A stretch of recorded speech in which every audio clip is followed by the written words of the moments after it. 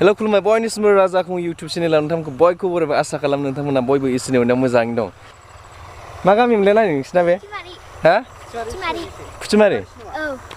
फुथिमारिखा? औ। फुथिमारि बे बनरगाव ओरै रामफल थांनाय लामा बे फुथिमारि तरमुस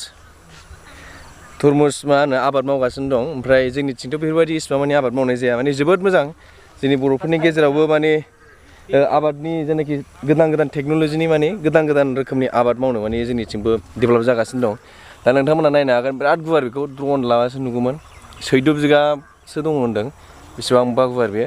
ओमफ्राय दा बिनि आबादारि जेनाखि आबाद मावदों बिथांजों जों रायज्लायदिनि नोंथांमोना नायबाय थाबानो जाबाय। नानि मा नाबाय मालिकनि मा जायो? साजना ए आयं दा नैबे बागाना बेसेबांबा गुवार दा जों नायलांसै मोननायखौ खादो आंबो बारा सिनाया नालाय खुमब्रा बायदिसो ना औ नै नोंदायासो जि सिनायो गोराखौ औ दा बाहाय दा बिथांनि जों गामिखौ मिन्थिना लाग्रोसैनि बिथाङानो जाहैबाय फुथिमारि ना?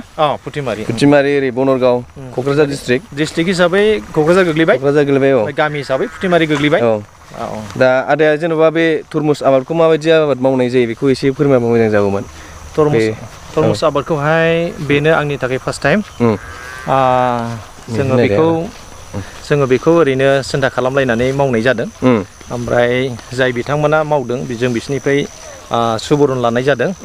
ओमफ्राय बिथांमोननिफ्राय जों मोजां सुबुरुन लानानै एसे लाब मोनो खोमा होननानै जोङो मावनाय जादों आरो। औ ओरैनो आसा खय बिगासो गायनाय जादों बे ओरैनोथ' बाहाय गासै जोङो एराउन्ड 13 बिगासो दङ।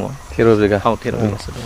ओमफ्राय खरसाफ्रा मा रोखोम बे ओरै खरसायानो ओरैबायदि दङ। औ बाहाय मोनसे प्लास्टिक बनाय जादों।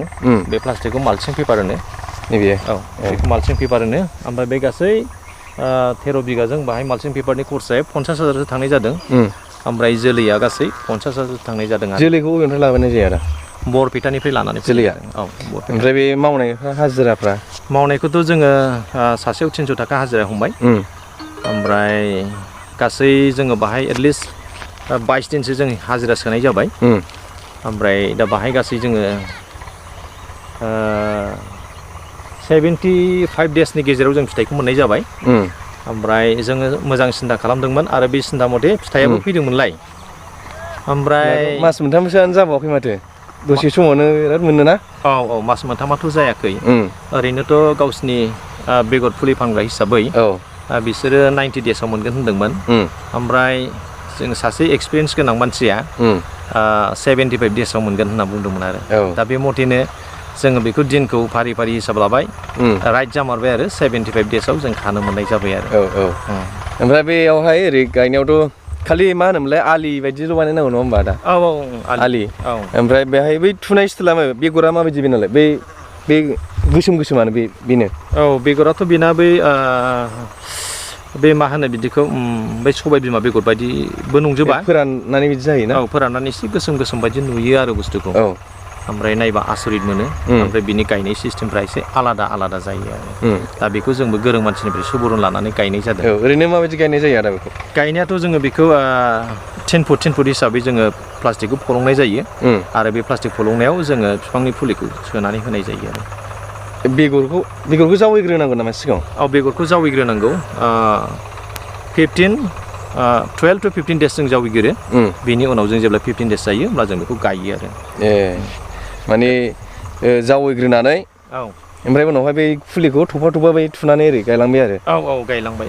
प्लास्टिकआथ' बाहाय खरस थांगोन प्लास्टिक बायनायावल'सो ना? प्लास्टिकआव बाहाय खरस थांदों एटलिस्ट बै 13 बिगाजों जोंनि प्लास्टिक बायनाया 50,000सो खरस थांनाय जादों। प्लास्टिकआवल'। औ ओमफ्राय ओरैनो दाबोथ' फानथ'नाय जायाखैना आदा? फानथ'नायाथ' सानथाम जाबाय दिनैजों लानानै सानथाम फुरा जाबाय आरो फानजेननाया। दाखालि फार्स्ट टाइमाव जोङो बे गामियावनो फानबाय थानाय जादों। 6 निफ्राय 7 कुइन्टेलसो जों फाननाय जादों।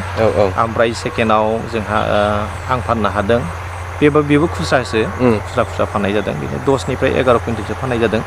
ओमफ्राय दिनैयाव आङो बिदिनो 7निफ्राय 8सिम कुइन्टेल फाननाय जाबाय आरो माने सानथामल' जादों दाबो फाननाया ओमफ्राय होनबा बाजेटआ बेसेबां अनेक मोनो दसेयावनो माथो आदा ओरैनो फायखारि रेटआव ओरैनो मालाबा हलसेल रेटआव आङो खम रेटआव हगारना होनाय जाबाय ओमफ्राय गामियाव एसे बेनिफिटखौ बोखांफिननो थाखाय 30 थाखा केजि फानदोंमोन ओमफ्राय बिनि उनाव आङो 25 थाखा केजियाव फानफिननाय जाबाय आरो दा जोबोद मोजां आदामोननि आबादा मानो होनबा गुबुन गुबुन जायगाफोराव जों नुनो मोनो जायनाखि गोदान गोदान आबाद मावनाय बायदिसिना ओमफ्राय दा जोंनि बर'फोराबो माने गोबां आबाद मावो जों एसे गोसो होनायखौ जों नुनो मोनगासिनो दं ओमफ्राय नोजोर होयोबा जों आबादाव एसे फकास खालामबा जोबोद बेनिफिटफोरखौ जों नुनो मोननाय जायो दा आदाया सासे गोदान टेकनिकजों आबाद मावनानै जेन'बा सोरबाफोर जुदि आबाद मावनो गोसो जानायफोरखौ नोंथाङा मा बुंनो सानो आंनिफ्राय बेखौनो हास्थायो जे जोंनि गोबां बर' माहारिफोर बा लाइमोनफोर जायफ्रानाखि फरायनानै दा जेबो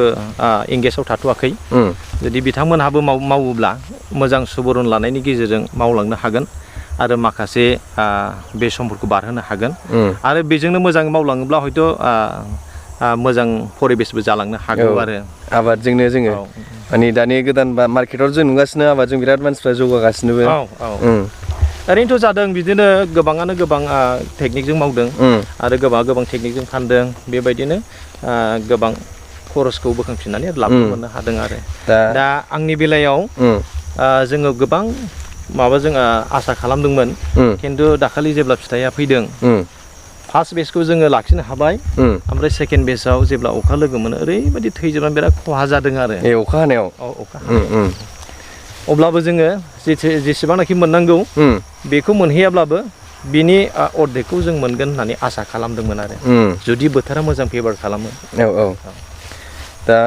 जोबोद गोजोननाय थाबाय आदानिसिम दसे सम जों लोगो मोननायनि थाखाय आरो आसा खालामो आदाया फैबाय थानाय समावहाय साबसिननिफ्राय साबसिन मोजां डेभेलप जाबावनो हाबावथों आरो आदामोननि थरमुसआ बांसिननिफ्राय बांसिन फाननो हाबावथों गोजोननाय थाबाय आदासिम थेंक इउ गोजोन्थों बेखौ जानायनाय जासिगोन नै बेसे जारौ नुदों एसे मोजां जागोन खोमा फैदो गोथाव जालायथारसै जों बेखौ